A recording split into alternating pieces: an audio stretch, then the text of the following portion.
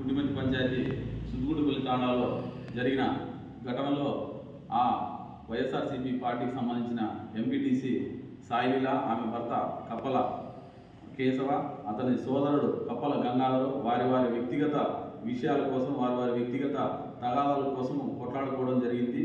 దానిని ఈ సాక్షి టీవీలో కానీ, సాక్షి పేపర్లో కానీ టీడీపీకి సంబంధించిన కార్యకర్త అని కప్పల గంగాధర్ని వాళ్ళ స్క్రోలింగ్లో టీవీలో కానీ, సాక్షి పేపర్లో కానీ ఈరోజు వేయడం జరిగింది. లాస్ట్కి వాళ్ళకి వైఎస్ఆర్సీపీ ఎంపీటీసీ అభ్యర్థి పేరు కూడా తెలియదు, ఉమాదేవి వేశారు. ఆమె పేరు సాయిలీల. పేరు కూడా తెలుసుకోలేకుండా అంత ఆత్రంగా టీడీపీ మీద బురద చల్లాలని వాళ్ళ ఉద్దేశంతో అలా చేశారు.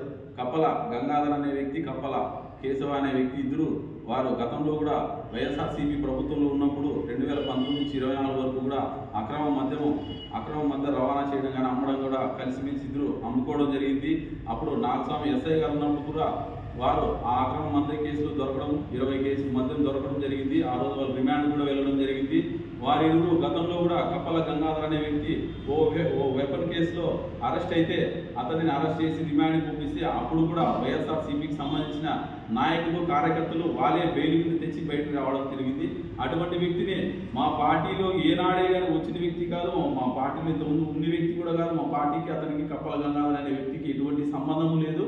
కానీ ఈ వైఎస్ఆర్సీపీకి సంబంధించిన ఆ సాక్షి టీవీ కానీ, ఆ సాక్షి పేపర్ కానీ ఇంతకుముందు కూడా ఎప్పుడు తప్పుడు రాతలు రాసి, ఇప్పుడు కన్నా గతంలో మన ఓడిపోయినప్పుడు కన్నా ఆ ఛానల్ కన్నా ఆ పేపర్ కానీ సిగ్గు ఎక్కువ ఉంటే నిజాలు రాసి, పేపర్ అన్నాక ఏదైనా నిజాలు రాసి అంత ఇంతోనో వాళ్ళ పార్టీ మనుగల్లో ఉంటుంది. అలాగా తప్పుడు కూతలు రాసి 2019 నుంచి 24 వరకు ఇప్పుడు వాళ్ళ పార్టీ మనుగల్లోనే లేకుండా 11 సీట్లు పరిమితమైంది. ఇంకా ఏమంటే ఈ వైఎస్ఆర్సీపీకి సంబంధించిన ఆ పేపర్ కానీ, ఆ నాయకులు కానీ లాస్ట్కి జగన్మోహన్ రెడ్డి కూడా ఏదైనా తప్పు చేస్తే జగన్మోహన్ రెడ్డి కూడా టీడీపీకి సంబంధించిన వ్యక్తి అంటారేమో కూడా మాకు కూడా డౌట్ వస్తుంది. ఇలాంటి చిల్లర రాజకీయాలు మానేసి కప్పల గంగాధర్ అనే వ్యక్తి ఎప్పుడే కానీ మా పార్టీలో ఇంత కోశాను కూడా మా పార్టీకి పనిచేసిన వ్యక్తి కాదు. అతను వైఎస్ఆర్సీపీకి సంబంధించిన ముఖ్యమైన కార్యకర్త. దయచేసి అందరూ గమనించి ఈ బురదల్లే విషయాన్ని అందరూ వ్యతిరేకించాలని టీడీపీ కార్యకర్తలు కానీ, నాయకులు కానీ నేను చెప్తున్నాను.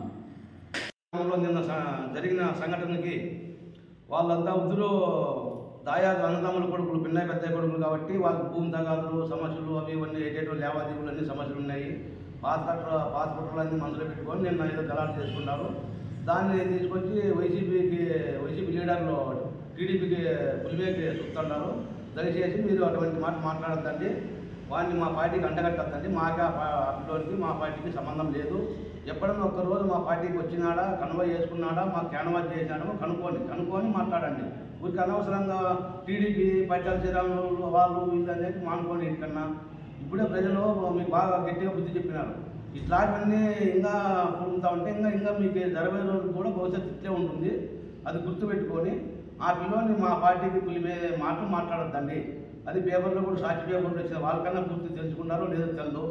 లేకపోతే నిన్న ఆ పిల్లోడు ఉద్యోగం కొట్లాడినారు, వానికి తెలుదా వీళ్ళు రేములు ఎంత జంట పోయి మందం మేకి దానికి దీనికి లేవాదేవులు అన్నీ 5 పెట్టి బాగా ఉద్యోగం కలిసిమెలిసి వ్యాపారాలు చేసుకున్నారు. అప్పుడు లేనిదే ఇప్పుడు ఎట్లా వచ్చింది టీడీపీలోకి అప్పుడు ఎప్పుడు చేసినాడు అనేది అన్నారు. అంతా అర్థం చేసుకుంటే కదా మీరు అవి తెలుసుకొని మాట్లాడండి. ఊరికైనా టీడీపీ అని టీడీపీకి అంటగట్టద్దండి. ఆ పిల్లోనికి మా పార్టీకి సంబంధం లేదు. 2019 నుండి 24 వరకు మద్యము పార్ట్నర్లో ఉండి వాళ్ళు అమ్ముకుంటూ కాలం గడుపుకుంటూ ఉండేవాళ్ళు. ఆ విషయంలో లేదు నువ్వు ఎవరు తీసుకొస్తే ఏదన్నా ఉన్నా కూడా మనం సెటిల్మెంట్ చేయొచ్చు అంటే అని చెప్పి కేసులు చెప్పింటే గంగాధర్ చేసినాడు అనే విషయం మాకు తెలిసింది. తెలిసిన టైంలో ఇంతకుముందే ఆ వ్యక్తంతో ఒక కేసులో ఆ పిల్లోడు గంగాధర్ అనే పిల్లోడు ముద్దాయిగా ఉన్నాడు. అది వానికి కూడా బెయిల్ తెప్పించింది వైసీపీ నాయకులే. కానీ అక్కడ సంబంధం వీడు గంగాధర్ అనే పిల్లోడు కేసుకి 2 లక్షలు డబ్బులు ఇచ్చినాడు. ఆ డబ్బుల విషయం అడగకపోతే అక్కడ సంబంధం కట్టేసి సాయిలీలతో ఉన్నాడు, నా భార్యతో ఉన్నాడు అని చెప్పేసి వాడిని కొట్టడం జరిగింది. మళ్ళీ గ్రామంలో అంతా విచారించుకొని కనుక్కుంటే ఆ పిల్లోడు ఇచ్చినదైతే వాస్తవేనో మాకి ఎటువంటి సంబంధం లేదని కేశవ అనే పిల్లోడు చెప్తున్నాడు. కానీ అక్రమ సంబంధం విషయంలో ఆల్రెడీగా ఇంతకుముందు గత 6 నెలల ముందే కేసు కట్టడం జరిగింది. ఆ కేసు కట్టింటే వాళ్ళు రాజీకి వస్తామని వాళ్ళు చెప్పినారు. ఈ పిల్లోడు ఒప్పుకున్నాడు, సరేలే పోదామని అనుకున్నారు.